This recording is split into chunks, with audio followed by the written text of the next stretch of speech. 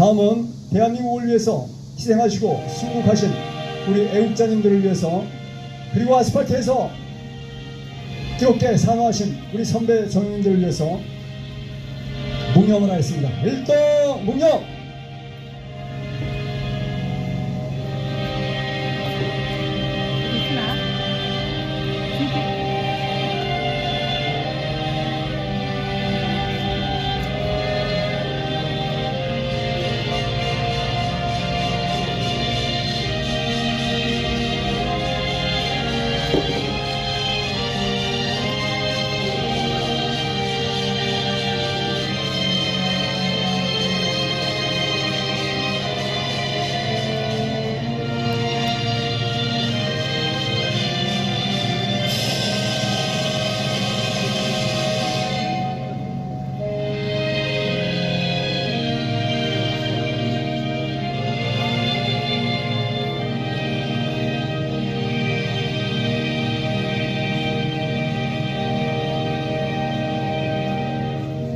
바로 전체 자리에 앉아주십시오.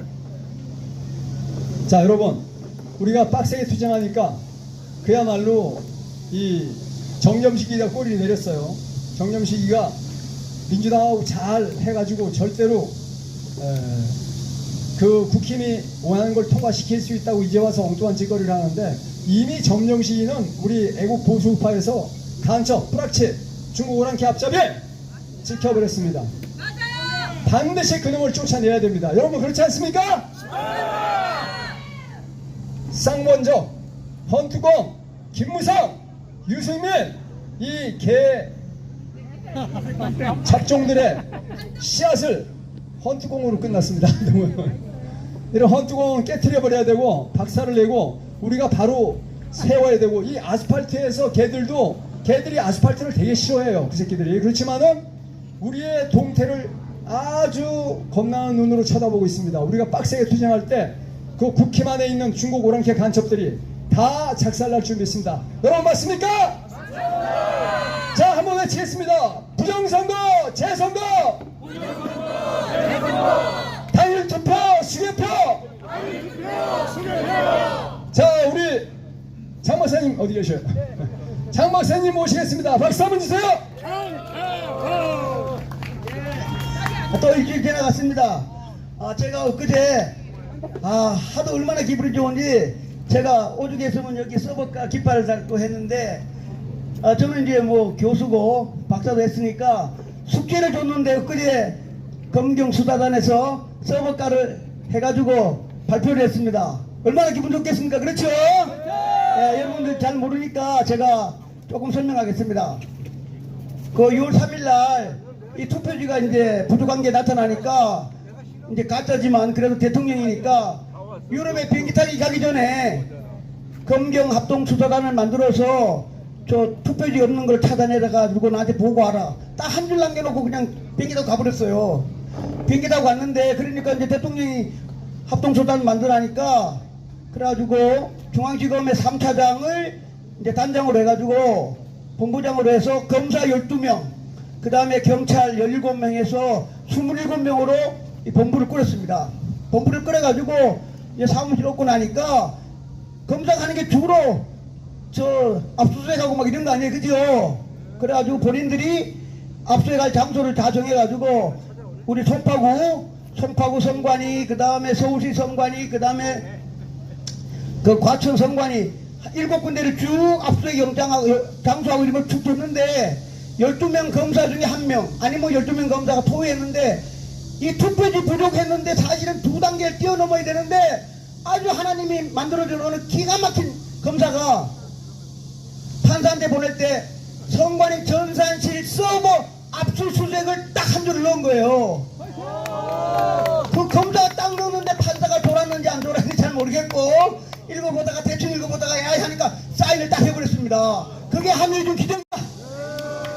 하늘이 놓아가지고 이제는 그 친구들이 다 갖고 있기 때문에, 어쩌면 이건 뭐 정치적인 얘기지만 엊그제 사전투표 투표율을 조작했다고 말하는 거는 이재명이한테 다 목에 칼을 딱 들이댄 겁니다.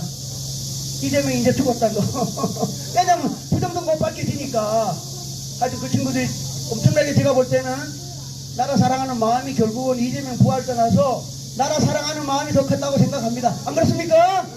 네, 그래서 투표를 조작했기 때문에 이제는 투표, 내표, 송영길이는 국민의힘 투표를 훔쳐갔어. 훔쳐갔다는 게 수학으로 다 나와 있어. 수학으로 다 나와 있는 거를 그거는 수학이고 컴퓨터 프로그램으로 송영길 국민의힘 표를 박정준이가 개표를 훔쳐왔어. 어떻게 훔쳐왔는가를 컴퓨터 프로그램에 기록이 다 되어 있습니다. 그거를 이제 특검이 아니라 합동수사본부의 IT 전문가들이 찾아내면 바로 새로운 세상이 온다고 생각합니다. 그렇게 생각하면 멀지 않았지, 그렇죠? 네, 그래서 우리는 뭐냐면 아까 시민단체랑 이제 투표를 됐다. 투표를 다 하니까 됐고 진짜 투표율 그 중에서 송영길 연수구에 이번에 당선된 송영길이는 박종진 표를 한 8,000표 이상 훔쳐왔어. 그러니까 16,000표 차이 나게끔 컴퓨터 프로그램이 되어 있는 겁니다. 그 컴퓨터 프로그램이 돼가지고 이쪽에서도 너는 어디게 되든 간에 컴퓨터 프로그램만 부정만 하면 저절로 딱 나옵니다. 한 명도 틀리면 안 돼. 한 명도 틀리지 않고 수학에 나온 대로 컴퓨터 프로그램만 찾아내면 새로운 세상이 온다고 저는 생각합니다. 투표할 때 전산으로 조작을 했다. 이건 엄청난 겁니다. 그렇죠? 네, 그래서 우리 국민들한테 꿈과 희망을 준 합동수사본부에게 저희들이 박수갈채를 보내고 다시 한번 그걸 받아가지고 진짜 투표율, 가짜 국회의원, 가짜 구청장, 가짜 도지사, 가짜 부산시장, 인천시장, 충청남도, 충청북도, 그 다음에 대전시장 이런 게 전부 다 가짜입니다. 강원도지사도 가짜. 그거 찾아내면 되지 않습니까? 그렇죠? 네, 그래서 합동수사본부 잘하고 있으니까 그 친구들한테 다시 한번 힘을 실어주고 우리는 격려만 해주고 이왕이면 멀리 있는 게 아니라 송영길 가짜를 제일 먼저 이왕이면 밤새가지고 2, 3일 만에 아마 손에 다치고 있을지도 모르겠습니다. 자오전 그 친구들 격려해주고 하여튼 자오전 저희들은 합동수사본부 요원들이 꿈과 희망을 줬기 때문에 그 친구들한테 한 번 더 감사하고 더 격려해주면 좋겠습니다. 이상 마치겠습니다. 감사합니다. 이상로 제가 이 연호를 3번밖에 안 하는데 이상로 기자님한테 5번 해드렸습니다. 파이팅입니다.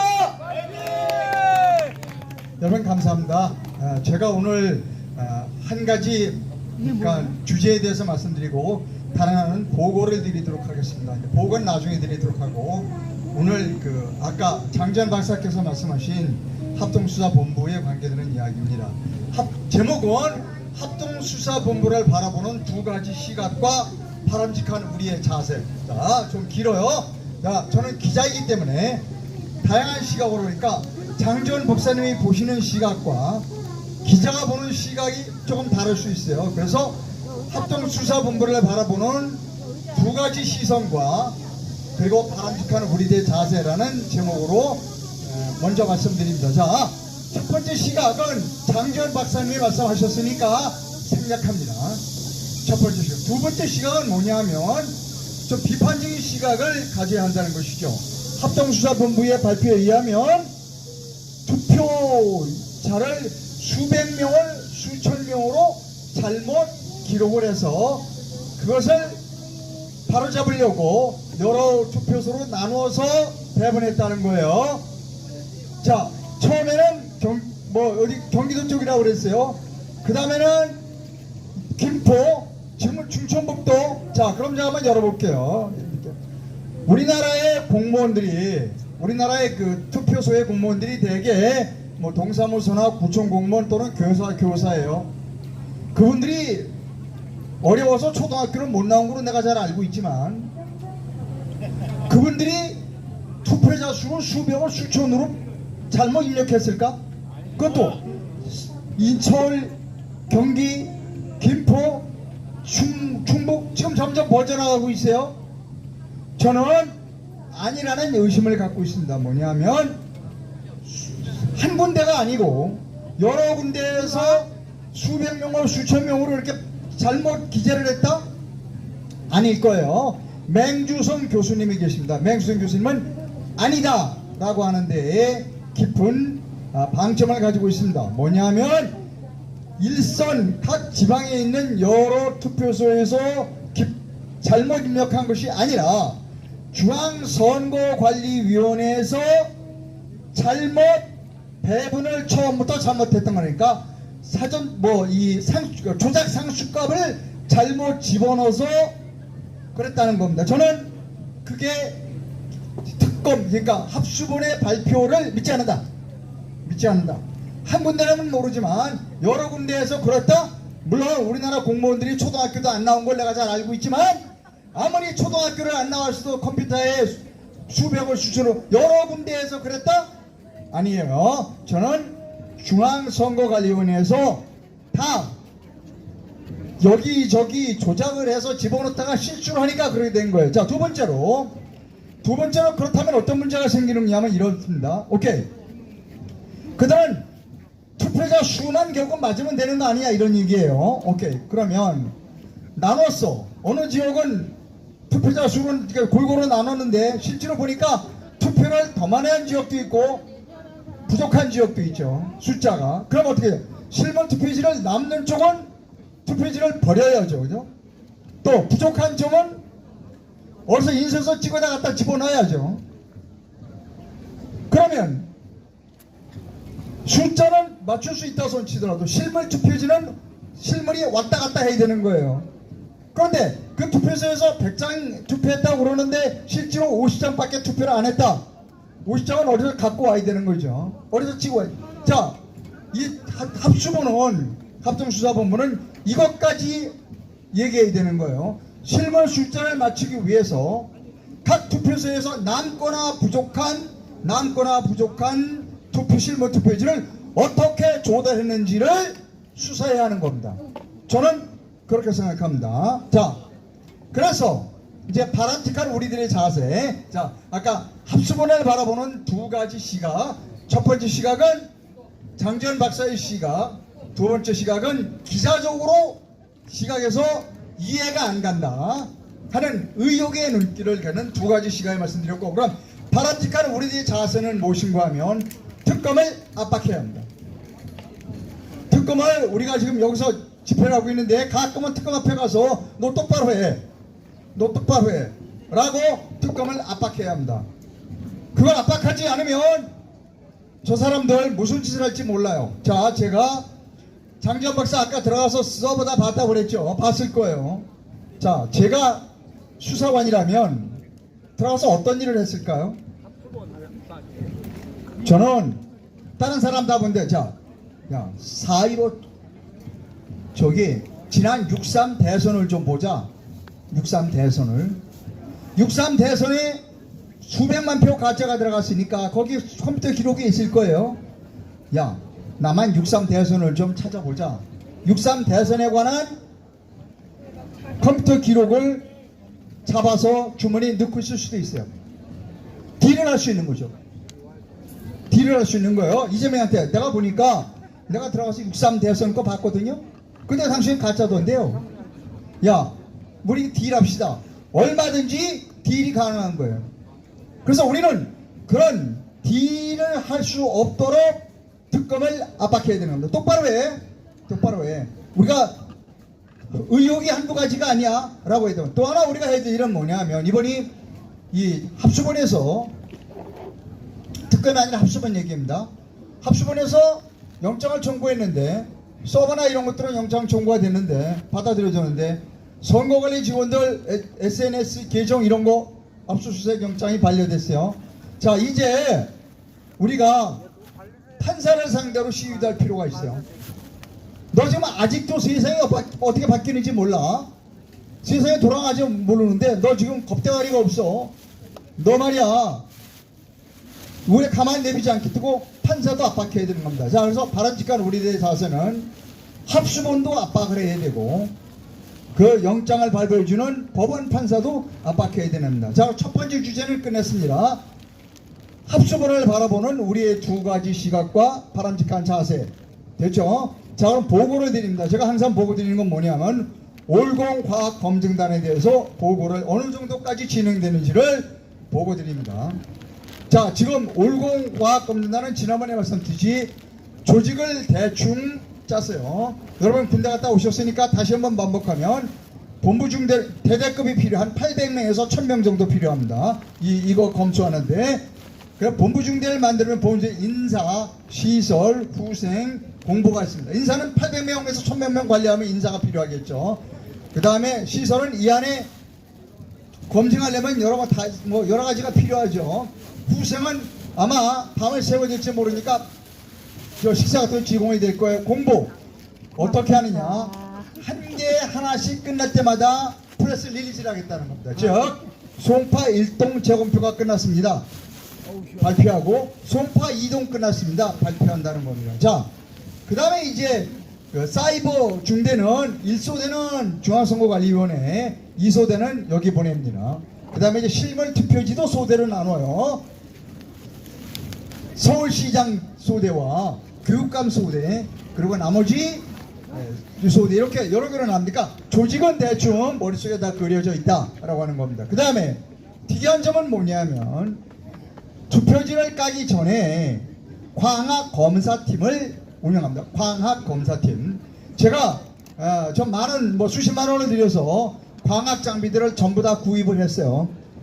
즉 투표지를 누가 카운트하기 전에 A 후보 얼마, B 후보 얼마 카운트하기 전에 이 투표지가 진짜인지 가짜인지를 현미경으로 보겠다는 겁니다. 여러 가지 종류의 현미경을 샀어요. 자, 왜 그렇게 하냐면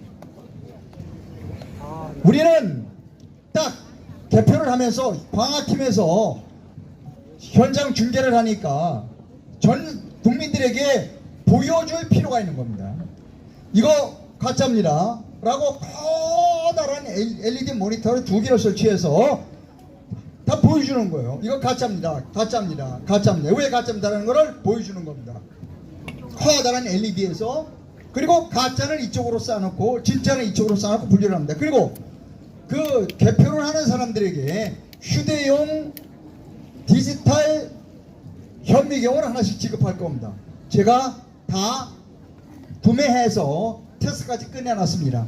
이렇게 딱 갖다 대면 이게 프린터를 한 건지 인쇄소에서 인쇄한 건지가 너무나 분명하게 나와요. 그래서 이제 이거를 하게 되면 여러 사람들이 기자들이 와서 찍을 거 아니에요? 그냥 실시간으로 이게 가짜구나, 엉터리구나 라고 하는 것을 직관적으로 볼 수 있도록 하겠습니다. 그래서 247만 표 전체를 다 전수조사를 할 거예요. 전수합니다.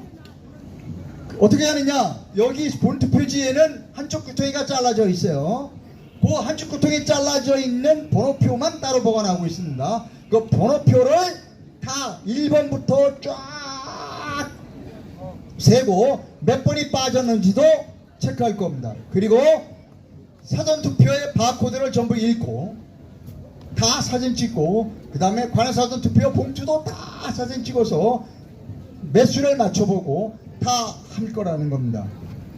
그 다음에 이것이 가짜 투표지가 국내에서 인수했는지 아니면 중국에서 인수했는지를 가려보기 위하여 국립과학수사연구원이나 기타 국책연구기관에 우리의 검토 자료와 그리고 투표지의 일부를 보낼 겁니다.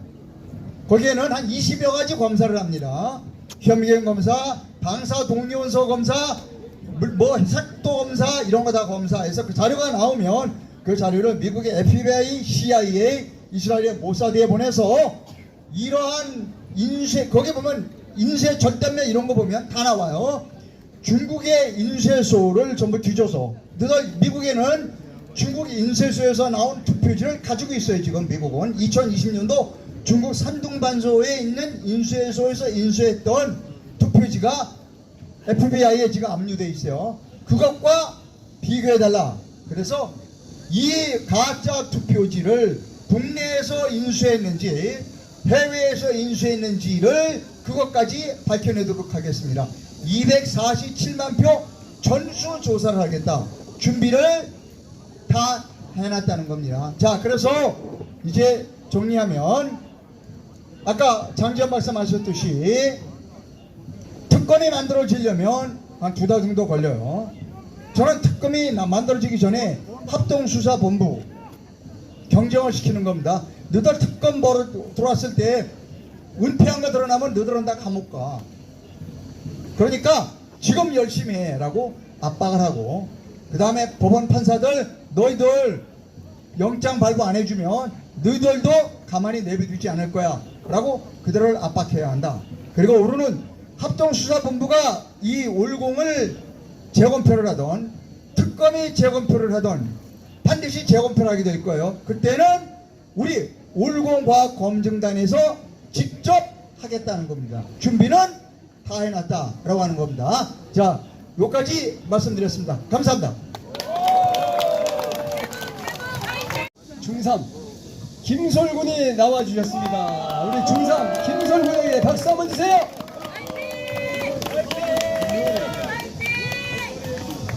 안녕하십니까. 올해로 중학교 3학년 된 김솔이라고 합니다.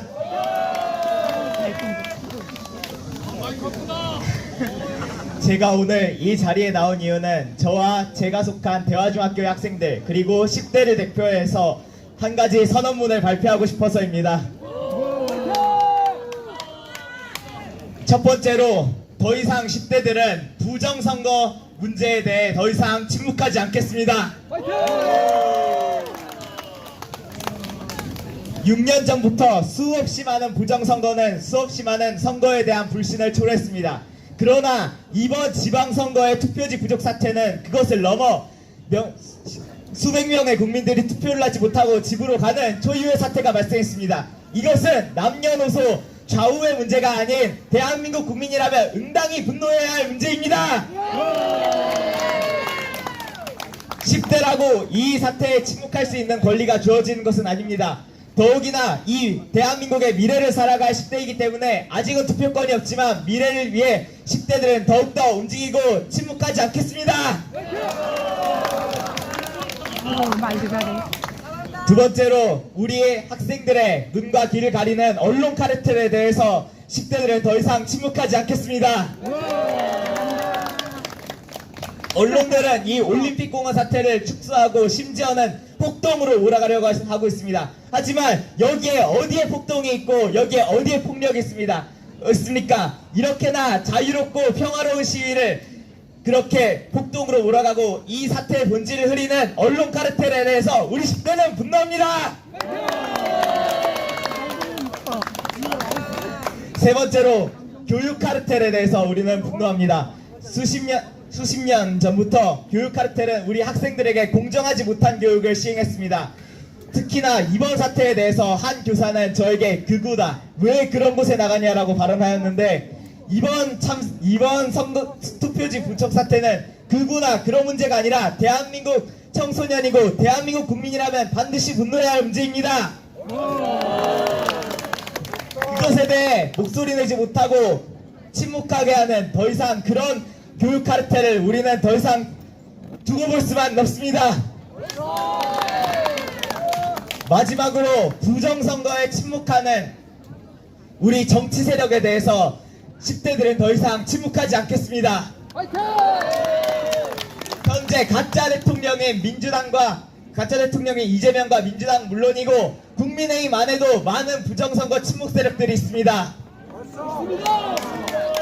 설령 국민의힘이라고 할지라도 이 본질인 부정선거를 말하지 못하고 부실선거를 축소하고 이 사태를 덮으려고 한다면 우리는 그들에게 회초리를 보여야 합니다. 난다. 여러분의 수많은 외침이 저를 만들었고 우리 수많은 2030들의 올림픽 공원 참여를 만들었습니다. 포기하지 맙시다.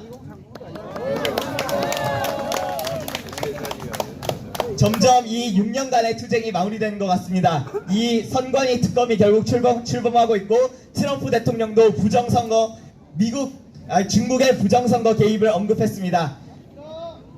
우리 10대들을 위해, 우리의 자녀가, 우리의 아이들이 살아갈 대한민국을 위해 조금 더 힘내고 힘든 시간이 오더라도 포기하지 맙시다.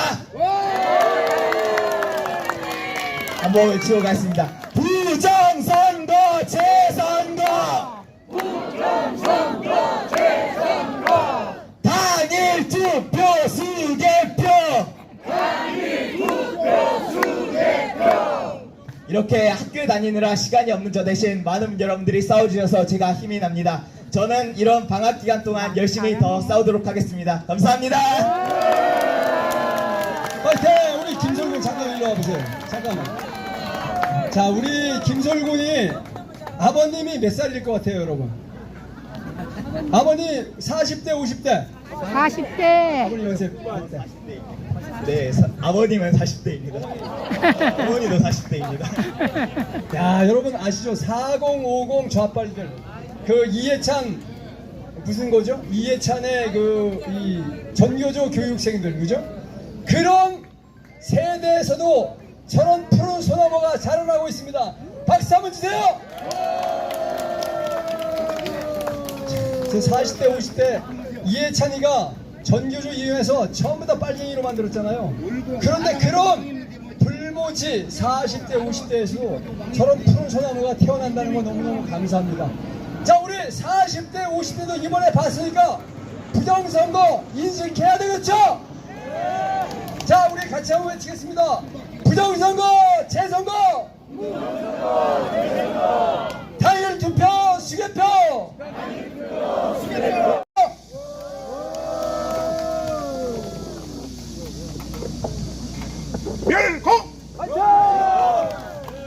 오래간만에 뵙겠습니다. 일파만파 회장 박천진이라고 합니다. 자, 우리 저 고명하신 연사님들, 고명하신 선배님들께서 우리 부정선거에 관한 문제, 이 자리의 주제인 부정선거에 관한 문제, 5.18에 관한 문제 다 좋은 말씀 해주셨습니다. 저는 거기다가 덧붙일 만한 실력도 없고 덧붙일 만한 능력도 없습니다. 그러나 제가 이 자리에서 자신 있게 말씀드릴 수 있는 사항은 지금 현재 찌재명 정부의 쇼질 두 가지만 말씀드리겠습니다. 상식적인 차원에서 쇼한질, 최근에 쇼한질 두 가지만 말씀 올리겠습니다. 제일 첫 번째, 광주에다 뭐 한다고 그랬죠? 광주에다 뭐 한다고 그랬죠? 광주에다 뭐 800조짜리 대규모 뭘 한다고 그러죠? 자, 그러면서 우리 언론에 많이 발표가 됩니다. 제일 문제, 전기, 물 안 된다라고 합니까? 저는 그 중에서 전기 분야만 말씀을 드리겠습니다. 제가 소시적에 직접 담당했던 업무이기 때문에 그 지역 사정을 제 고향은 아니지만 너무나 잘 압니다. 현재 그쪽 지역에는 한빛발전소, 옛날에는 영광원자력 발전소라고 해서 6기가 있습니다. 6기가 현재 지금 운영이 되고 있습니다. 하나에 100메가와트 해가지고 총 600만 메가와트고, 찌재명의 말에 의하면 거기 2기가 더 줄 수 있는 여유가 있다고 하는데 제가 보기에는 안 그런 것 같아요. 저는 영광원자력 발전소를 수십 번 왔다 갔다 했습니다. 그래서 그 지역에 대해서는 남들보다 충분히 많이 알지만은 2기를 더 줄 수 있다 하니까 뭐 그런다고 가정해 보십시오. 그러면은 600만에서 200만에 들어가면 800만 킬로와트가 됩니다. 그러면은 지금 영광원자력 광주 지역에 들어가는 반도체 단지에는 제가 보기에는 그거 가지고는 택도 없습니다. 왜? 그거 가지고 거기뿐만이 아니고 딴 데 다 공급해야 될 거 아닙니까? 자, 가정에도 공급해야죠. 지금까지는 영광원자력 발전소에서 나온 양의 상당 부분이 서울로 올라왔습니다. 송전망을 통해 가지고 서울로 올라왔는데 앞으로 광주 지역에 대규모 반도체 단지가 지으면은 거기 있는 걸 다 글로 끌어가도 안 됩니다. 그러면은 전국에 있는 것이 송전망에도 전부 연결이 되어 있는데 한 곳에서 쫙 끌어가면 한 곳에 보면 모질하게 되겠죠. 그걸 감당할 길이 없습니다. 그리고 설령 된다 하더라도 원자력 발전소 2개를 가지고 지으려고 치면 앞으로 최소 8년, 길게 10년입니다. 부지가 있어도 건설하는데 8년 내지 10년입니다. 원자력 발전소는 여러 가지 인허가 과정이 너무 복잡하기 때문에 최소한 8년, 그 다음에 땅을 확보하면서부터는 15년 잡습니다. 그거는 찌재명도 얘기를 한 겁니다. 15년 걸린다고. 근데 아무리 인허가를 단축하고 하더라도 기본적으로 그 지역의 입지가, 여러분 그쪽 지역은 지반이 단단하지가 못합니다. 타일을 수십 개 동해안 쪽보다 훨씬 더 많이 박아야 됩니다. 또 원자력 발전소를 운영하려고 치면은 왜 발전소가 원자력 발전소는 이 바닷가에만 있겠습니까? 뜨거운 물에 고열이 나오기 때문에 그것을 배수를 시켜줘야 됩니다. 그런데 서해안 지역 서해 바다의 온도랑 동해 바다의 온도가 틀립니다. 동해 바다가 낮기 때문에 서해 바다 지금도 영광 원자력 발전소는 여름철에 지금 이 시기에 보면은 조금씩 가동 중단 상태가 됩니다. 왜? 온배수 처리를 해도 온도가 안 나옵니다. 일정 기간 온도가 낮아진 다음에 물을 끌어들여야 되고 그 다음에 뜨거운 물을 배출해야 되는데 그쪽 배출하는 지역의 바닷물의 온도가 높기 때문에 다시 끌어들이는데 시간이 딴 데보다 많이 걸리게 됩니다.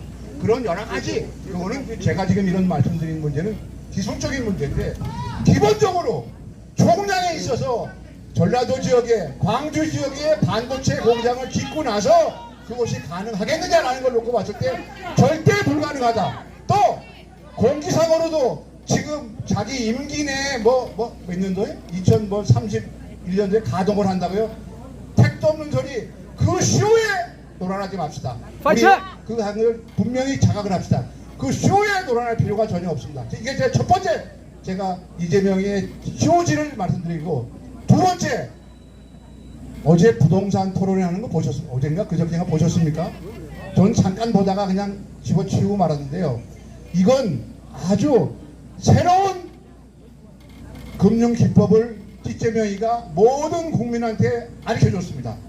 왜?